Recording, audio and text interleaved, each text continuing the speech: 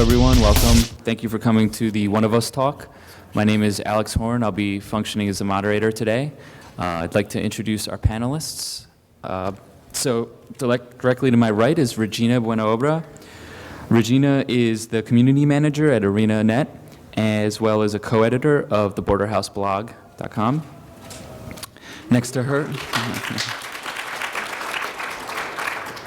Next to her is Alex Raymond. Alex Raymond is a computer programmer and another co-editor at the Borderhouse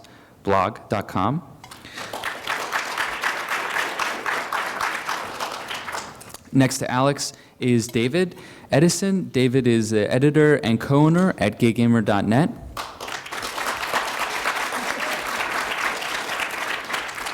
And next to David is Mark Barley, who is the president and co-founder of the AbleGamers Foundation.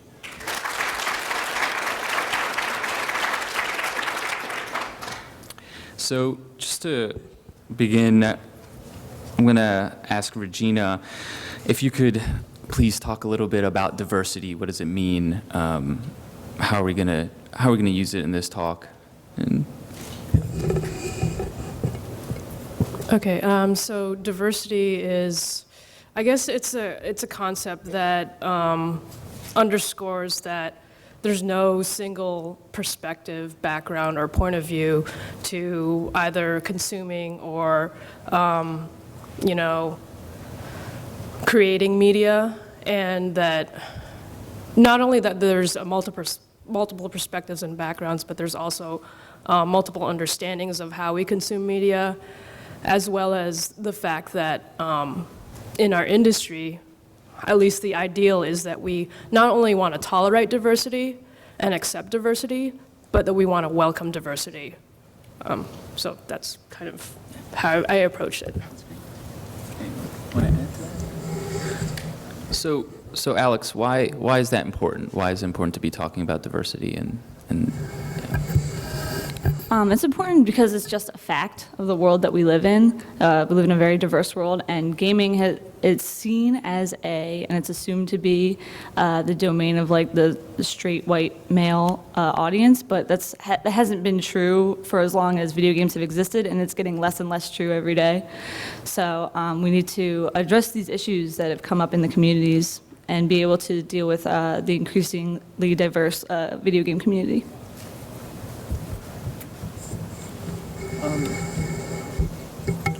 So when we talk about diversity then and addressing those issues, what types of things are we talking about? Are we talking about making the community more inclusive? Are we talking about ourselves just doing something differently, David?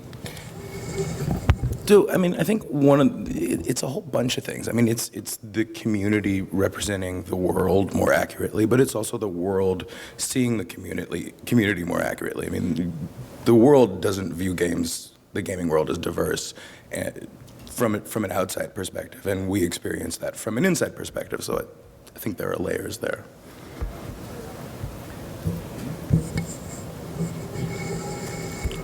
So, Mark, can you talk a little bit about some of the challenges or the issues at hand with, what's holding up the progress of diversity and why it's not already, or why it's not considered a diverse space?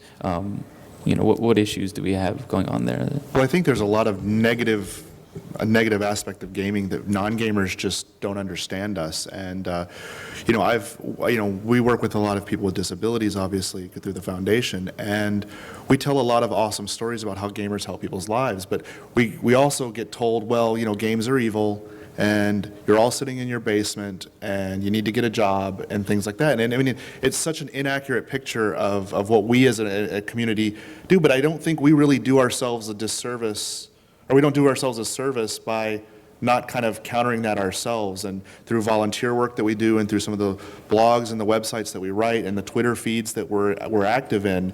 I think we need to say we're gamers, so that the good things that we're doing all the time are associated with the fact that we're also gamers, and find good things to do through gaming, because that'll counter a lot of that negative stereotype. And sadly, the people that are running that agenda are the ones that don't play games, and we're allowing them to to paint us the way they want to, and we're not really fighting back. I don't see. You said it right. So along those lines, can we think of, some more specific examples or get into the details a little bit more of, how we can do that, how we can paint ourselves in the way that we want to be painted, as well as combating, the active painting of us type of thing. Yeah, I think my attitude towards, diversity is a really vague word. So, what do we mean when we say increasing diversity or increasing acceptance of diversity? And I think one of the core principles that we have to understand if we're interested in making the gaming world better is the idea of relentless persistence and small victories. That showing up and being visible, and I said this last year at the Gay Gamer panel, and to anybody who heard me then, and I say it all the time, and it thinks I'm a broken record, I apologize. It's true. You don't get anywhere if you're not visible, if you're not heard. And the simple act of showing up and wearing a shirt that says, "I love my husband," or a Gay Gamer t-shirt. How much? I wish they were for sale. Please, just send me money and I'll make you a t-shirt. But You can do that? Sure, I'm magic. But that's how we make things. But we don't do ourselves a service to the larger community when we huddle up and talk to each other. That's very important, and I think we'll get to that later. Yeah. But just presence is the single biggest thing any one person can do. But to add to that, I think we also separate our gaming life and our real life a lot. I mean, when I go to work, and when I work for the Department of Homeland Security, and I say, well, I'm a gamer, and it's funny is you'll have another person go, oh, what do you play? And it's this real secret, like, what do you play? Oh, I'm doing this. And you find out that everyone's out there gaming, but it's like we separate gaming world, gaming activities, real world, real activities. And frankly, I'm a gamer, and my gaming spills out into almost everything that I do. And that's what we as a community are doing by segregating, and we need to stop doing that.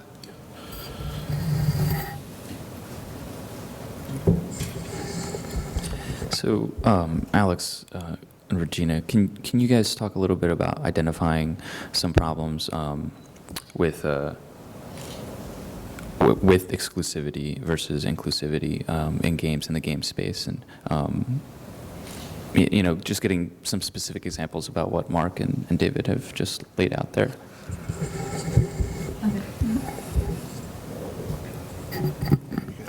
One of the major things is just like language used in game communities. Most people can throw out like slurs and other marginalizing language without any repercussions, and I think that's one of the major things that needs to change. We have to both have the leadership in gaming communities that this is not accepted, and there also needs to be peer pressure from your fellow gamers to not use this sort of language. Make it known that language is not acceptable. Kind of go along with Alex's point about marginalizing language, and kind of also relate to David's point about being visible. Marginalizing language in general mainstream gamer communities has the effect of pushing marginalized gamers further to the margins because they don't feel included in the general community, and that's why you have pockets of communities where we will feel accepted, like AbleGamers, GayGamer.net, and the Borderhouse. It's because we want to be included in mainstream gamer culture, but we don't want to deal with the shit that is thrown at us, all the sexism, the ableism, the homophobia. And when there isn't that leadership and peer pressure, it's hard to kind of fight against that. When it's there all the time, when you sign into Xbox or PSN or whatever, and the first thing you get is, oh, you fag or whatever, there's no pressure from your fellow gamers to support you in terms of, hey, that isn't cool, why are you saying that?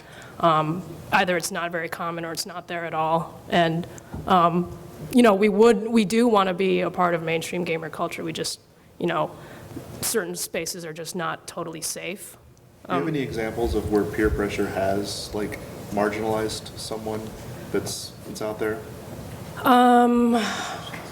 The question was, do you have any examples of? Examples of where, like a guild that you're a member of or something like that, someone is being inappropriate in the way they're, and does the guild or does the peer group kind of push them to side or defend, you know, your position or even defend their position, which, you know? In my experience, you know, I don't actually go into many spaces that are like in which my friends don't already play on, because I already know that my friends are cool, and it's really hard to gain my trust because, you know, I already know all the stories. I've already experienced all that crap, you know, and but I would say that I have had pretty good experience in terms of calling my own friends out on, hey, you know, please, you know, please think about my feelings and you know, it's not about being politically correct. It's about not being an asshole. Like if you like, if you just have a basic respect for your fellow gamer and your fellow human being, you won't be calling them, you know, derogatory names. And I think that's basically what it is. You know? And I think it's also really important to remember the counterpoint to that, that even in an ideal world, we're still going to have our friends, right? We're still going to play with the people we know aren't assholes. And to that extent, it's important to recognize the moments in the gaming world in which diversity is not a goal. Like if you want a safe space for gay people or for people with disabilities, or if you want a safe space where, you know, where if you want trigger warnings, if you want a moderated discussion, there are places you can go for that, and those places are always going to be necessary. And even if they're not in an ideal world necessary, they're always going to be desired. So I really think we have to, as individuals, draw the line between where we really want to pick and choose who we're hanging out with and who we're having discussions with, and where we want to make a stand and say, no, this needs to be a place where gay, straight, everybody, women and men can all feel comfortable. But at the same time, remembering that there's a very good reason, or a very good set of reasons, why those walled gardens exist in the first place.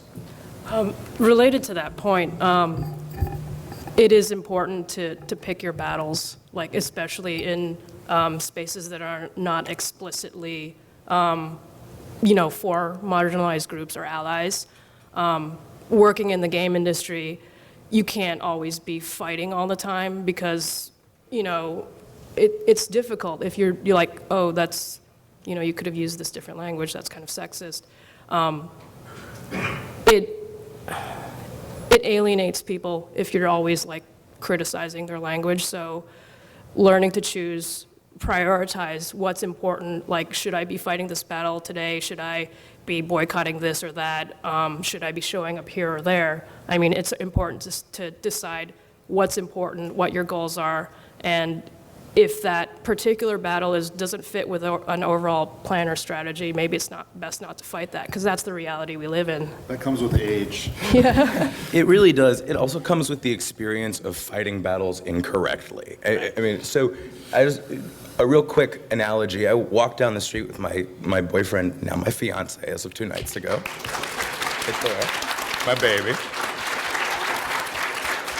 And as it happened to us yesterday, as any two men walking down the street, arm in arm, have happened to them, we get looks. And I always assume that they're derogatory looks. Sometimes they're just looks, because they may not have seen two 250-pound men holding hands and skipping down the street before. Sounds hot, right? But so my initial response is always, fuck you.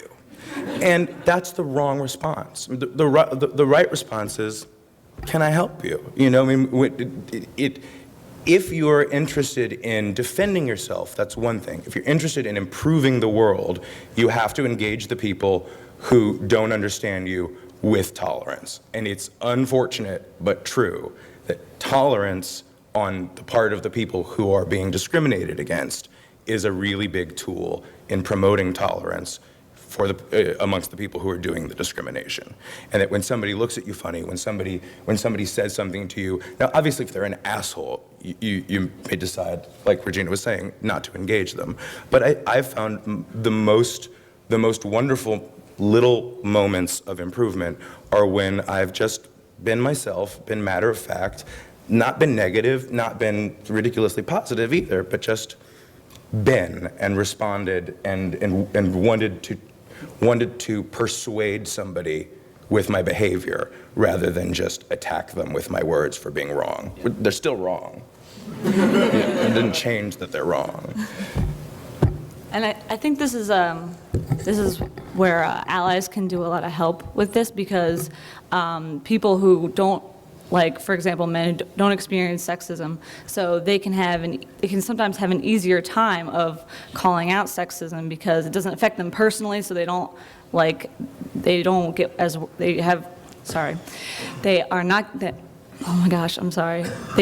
worked up about it. And oh man, I lost my train of thought. They don't get as worked up about it, and actually it's also an unfortunate fact that men are more likely to listen to other men when it comes to sexism. So allies can do a great deal of help with that, which is why we need as many people as possible, like promoting this message and helping to promote diversity. I think Alex is really right, and there's something to be said also to remember that our allies don't necessarily come from the same place as we do. A woman responding to a joke about violence against women is going to have a very different response than a man responding to a joke about sodomy, because we like sodomy. It rocks. Jeremy, I mean, when you make fun of a gay man for being gay, you're making fun of the thing that he enjoys. When you make fun of somebody with a disability, or when you make fun of somebody for being a woman, not that they don't enjoy being women. Of course they enjoy being women. Wait, do you enjoy being a woman? Do you enjoy being a woman? I enjoy being But you have to remember that sometimes your allies are going to misunderstand the argument or misunderstand where you're coming from, because when I respond to hate speech against me, it's against the thing I love. It's not against violence Why do you to me. keep pointing to me? I'm not gay. You're not gay? No. Oh, shit. Oh, wait, yeah, I am. So, on the point about allies, just to emphasize that, social change doesn't happen just because, a few people who are belonging to these marginalized categories are speaking out. It's also because we have allies who are in power. We have guys, able-bodied people, straight people, white people, who are in positions of power who believe the same things as we do, that, sexism is bad, homophobia is bad, ableism is bad, racism is bad, and then they work to, either promote those changes on personal level, saying, oh, that comment you said was, And peer pressure is such a strong tool, too. Yeah. I mean, if you're in a peer group and someone in the peer group says, you know what, that's inappropriate, I'm out, and just the fact of walking away, and I can think of several conversations within my own job where I've said, you know what, I don't really want to be a part of this conversation and walk away.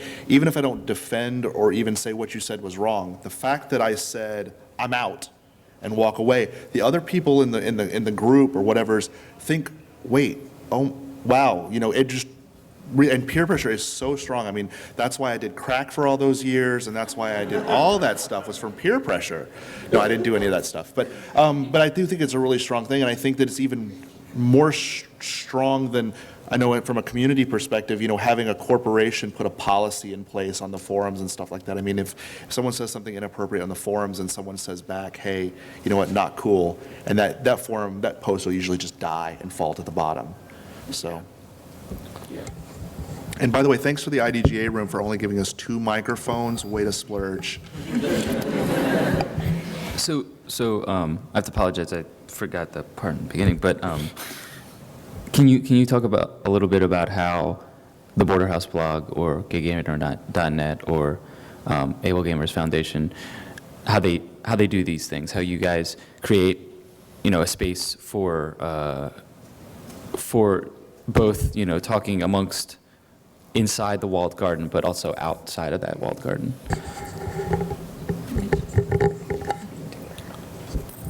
Well, for the Borderhouse, we started by recruiting as many and as diverse contributors as we could find, and we're always looking for more. So if you're interested in writing for us, send us an email. And along with that, we also have a really strict moderation policy that we have no trouble enforcing with an iron fist. So, but basically, we delete outright all comments that have slurs or basically that are trolling. Those will get deleted without a second thought, because part of the goal of the blog is to be a safe space for people to talk about games. So they don't want to come to the blog and see slurs and other marginalizing language. Yeah, is there anything else? On the Borderhouse, there is sort of a minimum sort of expectation that you have knowledge of these issues, so that anyone who comes in who's like totally clueless, they're generally asked to, read a little bit more, inform themselves a little bit more, so they're not using bigoted language. We definitely do welcome people who don't have necessarily one level knowledge, but the culture of the community is such that a lot of those kinds of posts are kind of, there's an expectation for greater things from the commenting community in terms of knowledge. And actually the way I learned most of my feminist and anti-racist and anti-oppression, the way I was trained is just by lurking on blogs, lurking on like disabledfeminist.com or other types of blogs where I am not part of that marginalized group, but I seek to learn that kind of information. That's really important for when you're stepping into these marginalized communities, so you understand the language that they're using and you understand the cultural in-jokes that they use, and that's kind of important for at least our community. I think our community handles it a little differently. We were started just, really as a joke, and then I came along like a month later, and since then we've become not a joke, but just a place for gay people to talk about video games without straight people trolling them, and that's how it started. But the other thing that we do, and the thing that I think is super duper important, is we go to conferences and we talk to game developers, and I ask the people who are building Dragon Age if they're having same-sex romances. And I don't do it, you're having same-sex romances. I mean, I engage them as professionals and say, oh, why doesn't Mass Effect let me be gay? Why does Dragon Age do it? Blah, blah, blah. The point is that at every step along the industry pathway, we try to be there, just being there. And just being there makes everything better. Because it's wonderful to have sites, it's wonderful to have places where people can go to be educated. But my concern is that the people who need to be educated the most are the people who have no interest in reading a 101 guide. Right. You build a site and you get the people who agree with you, and then you spend a lot of time agreeing with each other. And that's wonderful and important and should not be denigrated. But it's the people who aren't interested in showing up here who need to be persuaded. And they don't need to be told that they're wrong. They need to be persuaded. And I would be happy if they never knew they were wrong in the first place. If just, and in the last 5 years, I can see a difference in that it is no longer cool to call somebody faggot. It is now, 5 years ago, that was not the case. It was an awesome word, that's gay. It's less cool now, and it's less cool because people are around being gay, right?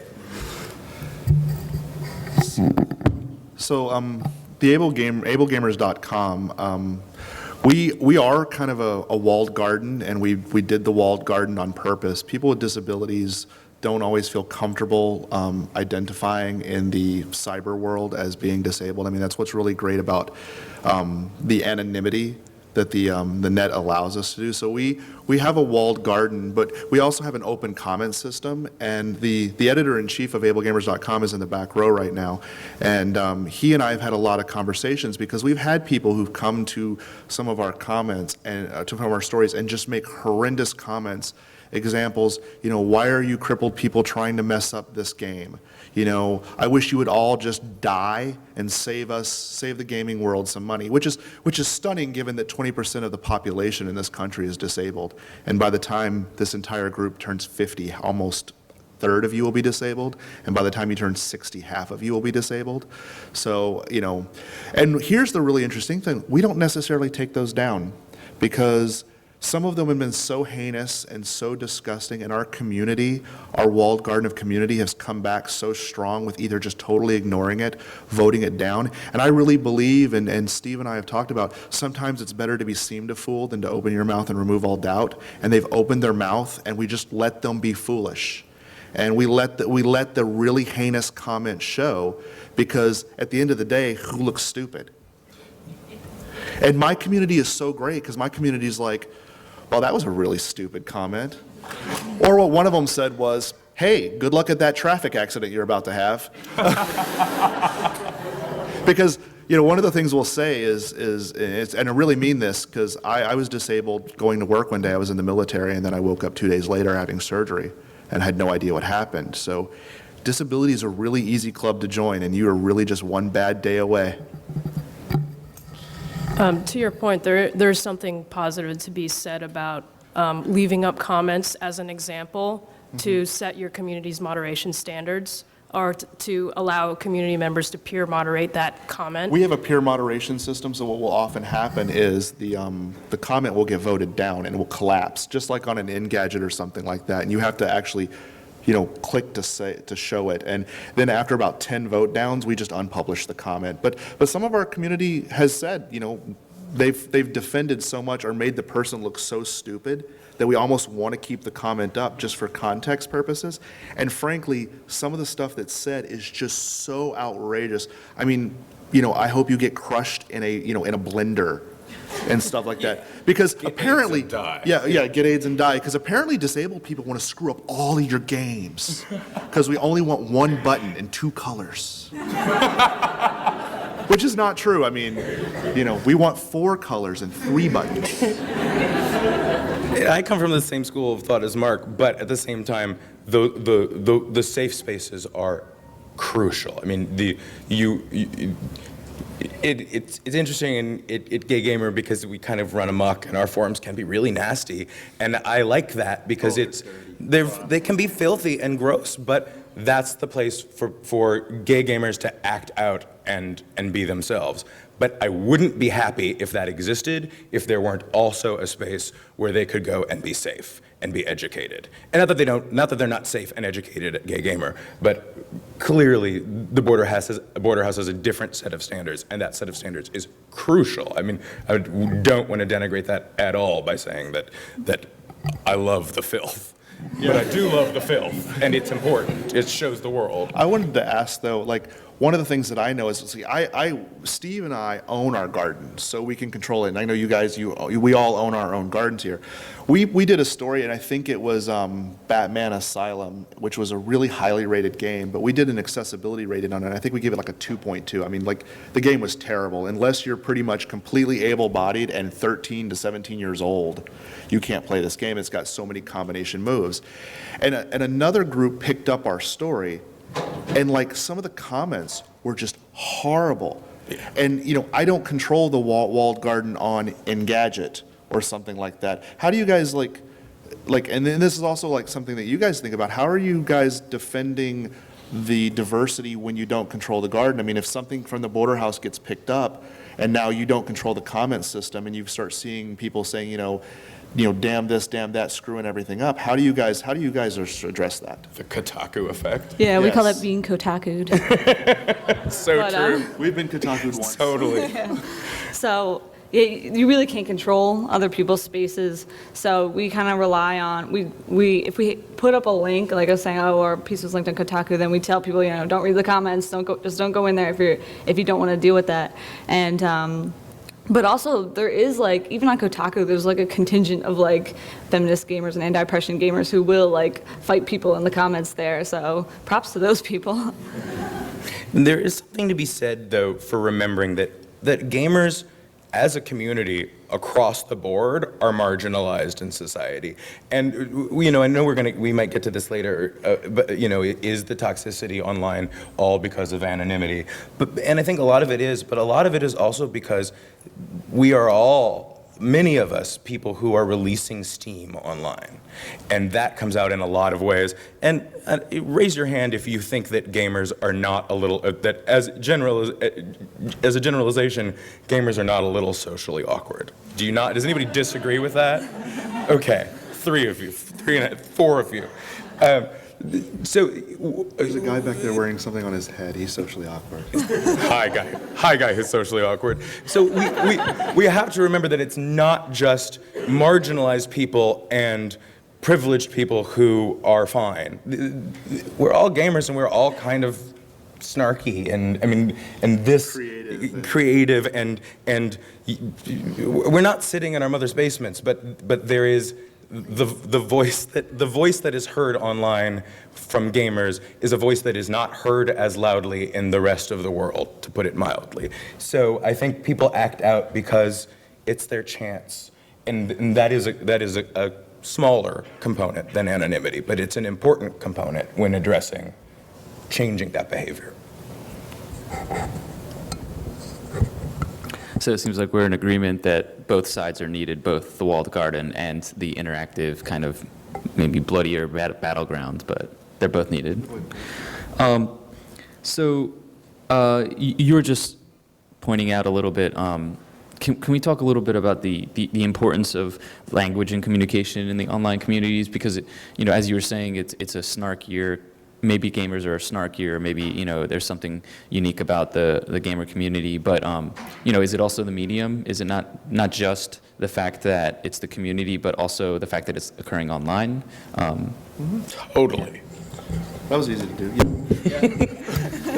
It's mostly that. I mean, the snarkiness that I point out is just a shade that I want people to remember, and because we so often say, oh, it's the anonymity of the internet, and it is. I don't know if you look around, but there aren't a lot of people here being abusive to anybody right now, right? Nobody showed up and was awful. And if you really want to see the difference, go to the table gaming section of PAX.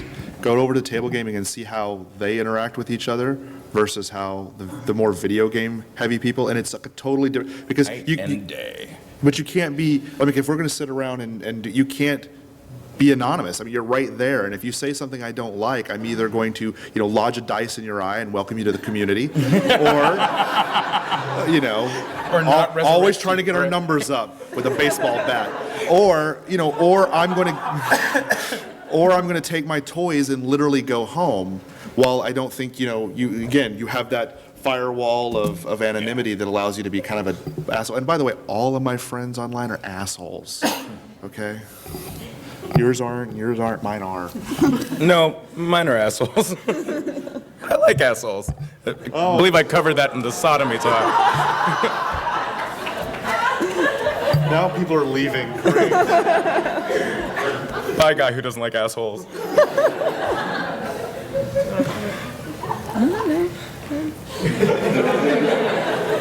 do you guys appreciate? Thank you, David.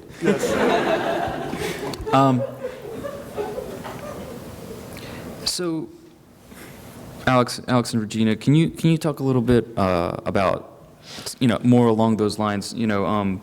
How do these things happen? How is this toxicity that we're talking about so prevalent? And where do these misconceptions about feminism or about the Borderhouse or anything that these negative connotations? How does it happen? Why is it happening? What can we do about it? That type of thing. 2 microphones.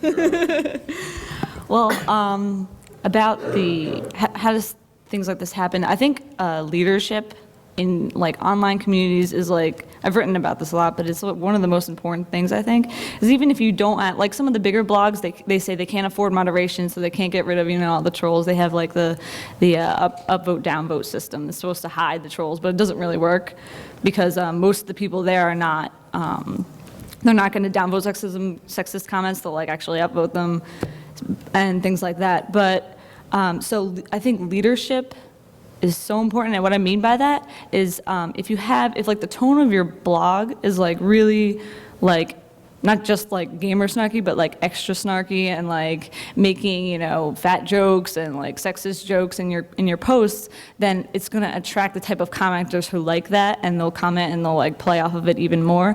And then you get to the point where even if you have like a regular post that's just about the next Naughty Dog game or whatever, then there's still people making horrible comments. And so, but if you take a tone where the authors of the blog are actually, disapproving of, flinging slurs around and making sexist and racist and other those types of comments, then you're going to attract people who agree with you and don't want to see that sort of thing, and they'll start to outnumber the people who love to fling their slurs around and sort of like that. So even without strict moderation, like there's a lot you can do just by being a certain way. To go a little bit broader, I think the reason that things happen is because of privilege.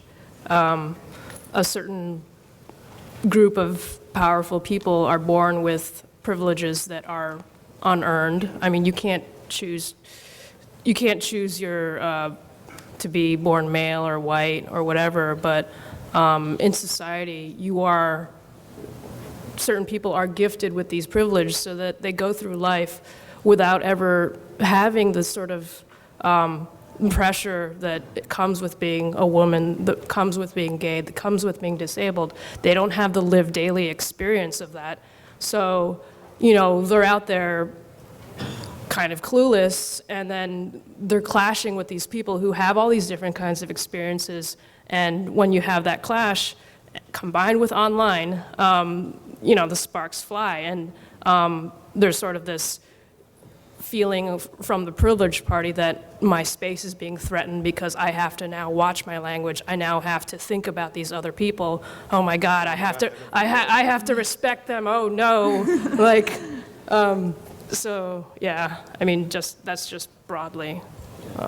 Well, and that's where my biggest concerns about persuasion versus confrontation come into play, because no matter how right you are, that the guy who is being told not to be an asshole is wrong to feel that his space is being infringed upon, he still feels that way. And no matter how correctly you articulate it to him, you're not going to change his mind unless you persuade him. And I think that's where strategy and the concept of incremental improvements and presence really comes into play. Like you were saying, if you write it, they shall come, in a negative way and in a positive way. But there's also that element of I lost my train of thought. Screw it. So it sounds like leadership and privilege would be like the perfect storm, say like in a webcomic or something. So. I picked up my train of thought. Is that we confronting the people who disagree with you just leads to confrontation, and if that's fine, if you want to get stuff off your chest, do it. That is okay. Don't fool yourself and think that by doing that you're making the world a better place. You're not. You're empowering the person who disagrees with you. Except with a baseball bat for us. Say that a little louder. Except with a baseball for us. Oh, you don't like disabled people? Wham! Welcome to the club. I do think that I do think that it's important to recognize that anger and catharsis within marginalized groups is an important outlet for them, for us, especially in safe spaces. So, being able to complain to your friends about certain issues that are going on in the game industry or in gaming culture that serves an important function for the marginalized group who, we have to go through this every day. We have to interact with this every single day. It's important for us to be able to go to our safe spaces, to go to our friends and say, hey, this crappy thing happened to me. Isn't that person a shithead? And I hate everything, Totally. I don't mean to say it isn't important. It's super important for the individual. Right. It is less important for the concept of being effective in the world in general and making it better. I mean, in the same way that we have to recognize where our walled gardens are important and where they are not, where diversity needs to be promoted, we have to recognize where catharsis and sharing our mutual angers is important, and where it stops being effective. Yeah, and I totally agree that being know. confrontational with people who have privilege is very difficult because they automatically, because they don't, no one feels like they're ever doing anything wrong, and because they don't have that intention. And of course, we don't think you're bad people if you oops, made a sexist joke. No one's a bad person. It's just like what you said was bad. And learning to separate the person from the action for privileged people is very difficult because they, like everyone, their identity is very much tied in with their behavior. So if you tell me, Regina, oh my God, you made this really ableist comment or this transphobic comment, a few years ago, I would have been like super defensive and been like, why are you insulting me as a person? But now I'm like, I'm not a transgender person. I'm not disabled. I have to take a step back and be like, this is not my experience. This person is telling me, hey, you're hurting me with this language, and you have this privilege. Check your privilege and, separate those two things. And it takes a lot of practice for people who are privileged to not react defensively, like when called out about sexism or homophobia. Yeah, really, really well said. And I do think it's even more basic than that. I think that's a general principle that happens whenever people disagree. We talk a lot about privilege, and it's really important to talk about privilege. But the people who are going to listen to that are going to be people who are willing to be educated about privilege.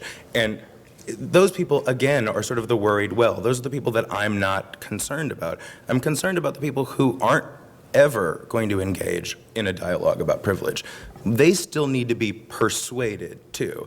And that's when I find that the trying to craft a dialogue becomes frustratingly unhelpful often. Because you're not going to convince everybody that you're right, and you're certainly not going to convince them to use your language in the discussion. I think when you try to, a lot of times when you try to talk about privilege or, when you use the word heteronormative, you've lost the person you're talking to. It's just true. There's a more basic presence and behavior that affects the people beyond that discussion, beyond where that discussion is possible. Right, and where yeah. it's possible, God, have it. Right. But it's not possible in a lot of spaces, and those spaces still need to be addressed.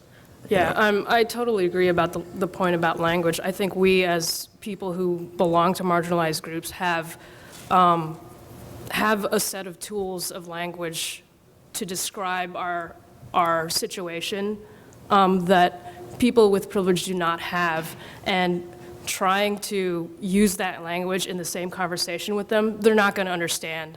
They're going to be like, what are you talking about? Like you pretty much have to kind of dumb it down for them a bit. Like you can't be like, throwing out like academic terms to them all the time, like misogyny. That's a type of privilege too, isn't Yeah, it? I mean, academic going to a liberal privilege, arts educational privilege, Yeah. class privilege. Yeah, so like in conversations at work, when I'm trying to articulate these things to my coworkers or other colleagues in the game industry, I can't like use the same language. I have to kind of take a step back and think to myself, how are these game developers or how are my coworkers going to be able to relate to what I'm talking about when they don't have those tools, the same tools that I have in terms of language. You have to almost know your audience. Right. You know, you have to almost have a little bit of insight into their perspective so that you can kind of direct your language to them. Tolerance. Again, you have to be willing to be tolerant of people who you can't stand in order to be able to stand them one day. And I think one of the biggest difficulties in these conversations where the person you're talking to doesn't have like the 101 education is that it's people with privilege tend to look at incidents of, for example, racism as an individual thing, as one person saying something, and they don't understand how that individual action supports the systemic problem. And the systemic problem is nobody's fault, but those individual actions support the system that enables the discrimination against, people of color, et cetera. And you also have to be willing to accept the fact that you can persuade people to behave like decent human beings without teaching them about privilege and systems. Because that's at a certain point you have to give up the conviction that you need to convince everybody that you're right and why you're right. You just need to get them to be understanding, and you do that by one of the ways you do that is by what Alex and Regina are talking about, and another way you do it is by being. Is by being. When Kevin called AT&T and he said, "Oh, I'm doing this for my husband," and he was talking to some Southern woman who had a really sort of nasty reaction at first, and he just kept going. And by the end of the conversation, she was helping him and smiling over the phone and being happy and friendly, and I felt so happy about that. She didn't learn a single word in that conversation. She just learned that gay people with husbands aren't as bad as she thought. And they use cell phones. And they use cell phones. Yeah,